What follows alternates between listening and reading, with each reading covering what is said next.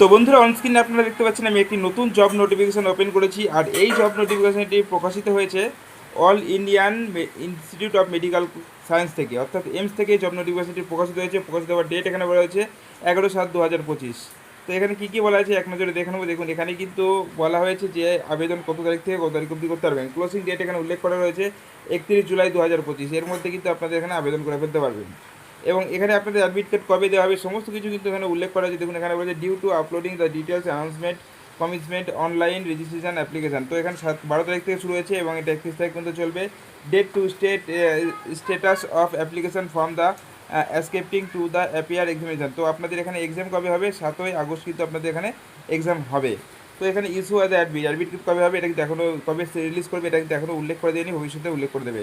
এবং আপনাদের এখানে পরীক্ষা কোথা থেকে নেওয়া হবে কিন্তু স্পষ্টভাবে এখানে কিন্তু দেওয়া হয়েছে। সিবিটি কিন্তু আপনাদের এখানে পরীক্ষা নেবে। দেখুন, সিবিটি কিন্তু যে রয়েছে সেখানে কিন্তু আপনাদের পরীক্ষা হবে 25 তারিখ থেকে শুরু হবে পরীক্ষা, 26 তারিখ পর্যন্ত আপনাদের এখানে পরীক্ষা হবে।